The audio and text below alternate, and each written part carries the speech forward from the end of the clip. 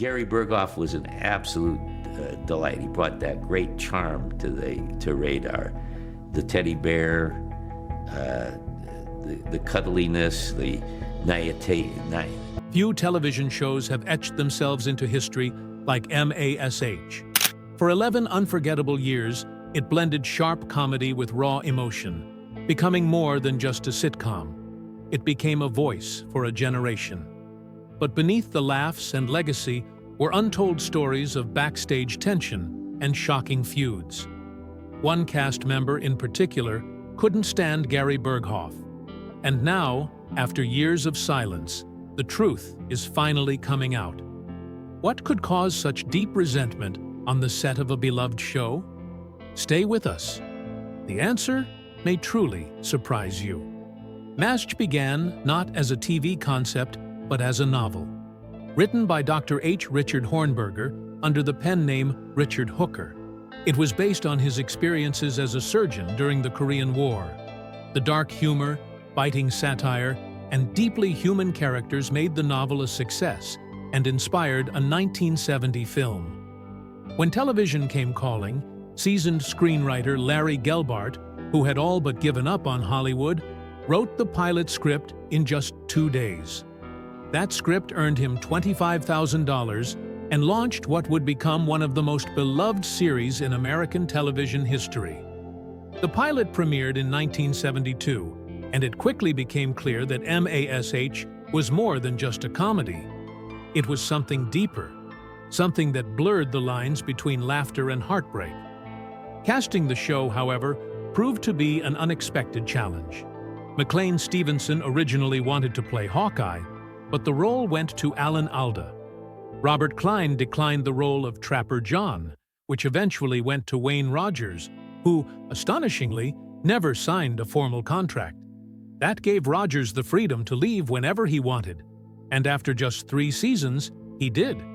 Then there was Jamie Farr's character, Max Klinger.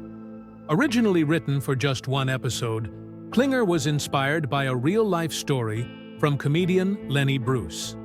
The character was meant to depict a soldier trying to get discharged from the army by wearing women's clothing. The writers decided not to make him gay, a controversial move for the time, but instead portrayed him as a straight man desperate to escape the war.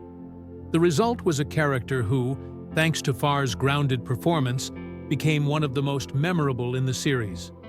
Alan Alda and Jamie Farr brought authenticity to their roles not just through performance, but through experience. Both had served in the military, Alda in the Army Reserve and Farr in the regular army. Their real-life understanding of war, military life, and coping mechanisms helped shape the tone and emotional depth of the show. It's part of what made their characters so genuine, so human. Still, the show was not without its imperfections. CBS insisted on using a laugh track, something both Gelbart and executive producer Gene Reynolds opposed. The compromise was to eliminate canned laughter during surgery scenes. Eventually, by the 11th season, the laugh track was gone completely. British broadcasts dropped it altogether, allowing the show's emotional moments to resonate even more powerfully. There were also numerous goofs and anachronisms throughout the series. In one episode, Radar is seen reading a comic that wasn't published until 1969, more than a decade after the Korean War ended. Another featured a chocolate bar with a barcode on the wrapper, technology that didn't exist during the show's time setting. Production markers, modern-day crew members caught on camera, and even breaches of surgical hygiene slipped through editing. But none of these diminished the show's impact. What did create tension, however, was interpersonal drama behind the scenes, especially when it came to Gary Burghoff, who played Radar O'Reilly. Though his character was beloved by fans, several cast members had difficulty working with him.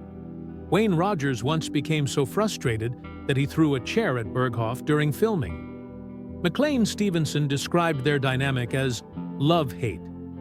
Alan Alda, the show's unofficial leader, reportedly had the most difficult relationship with Burghoff. Feeling underappreciated, Burghoff often clashed with Alda and others, sometimes appearing rude or distant. Still, the cast managed to keep things professional for the sake of the show. Alda's influence extended far beyond acting. He wrote and directed more than 30 episodes, including the series finale. In doing so, he became the first person to win Emmy Awards for acting, writing, and directing, all for the same show. His behind-the-scenes presence ensured that MASH maintained its delicate balance between comedy and gravity. He guided tone, mentored younger actors, and helped shape storylines that went far beyond traditional sitcom fare. And that's what truly set MASH apart. It lasted 3 times longer than the war it portrayed. The Korean War ended in just over 3 years. MASH aired for 11. But rather than stretching the concept thin, the extended run allowed the show to evolve. It became a mirror reflecting not just the Korean War, but the broader human experience of conflict, with all its pain, absurdity, and emotional complexity. Spin-offs tried to replicate the magic. Trapper John, MD, had some success, running for 7 seasons.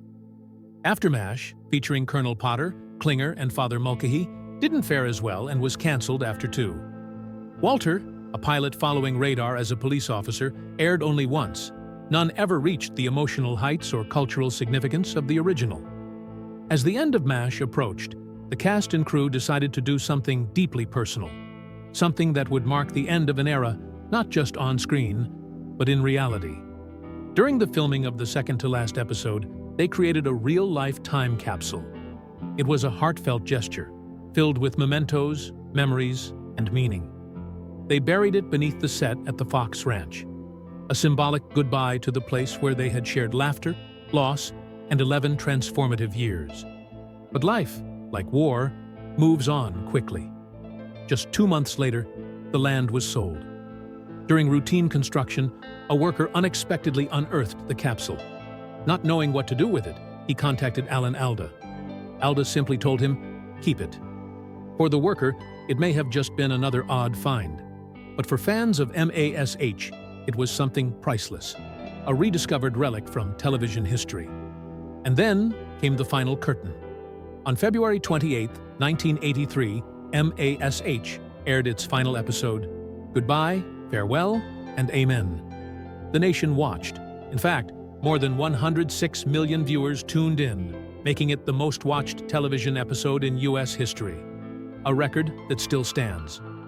For comparison, more people watched the MASH finale than the Super Bowl that same year. Advertisers paid up to $450,000 for a single 30-second spot, 15 times the usual rate. The finale wasn't just a conclusion, it was a cultural event, a 2.5-hour emotional journey that tied every storyline into a bow filled with grace, love, sorrow, and humanity. It gave us closure, it gave us peace, it gave us goodbye. But MASH never really left. Its legacy lives on in reruns, in records, and in the hearts of millions. It dared to be honest in a world that often isn't. It made us laugh when we felt like crying. It made us feel when we wanted to forget. And that is why, decades later, MASH is still not just remembered, it's revered. MASH was more than just a show. It was a reflection of humanity in chaos. From laughter to real-life tension, its legacy endures. If this story intrigued you, like, comment, and subscribe for more untold Hollywood truths. Thanks for watching.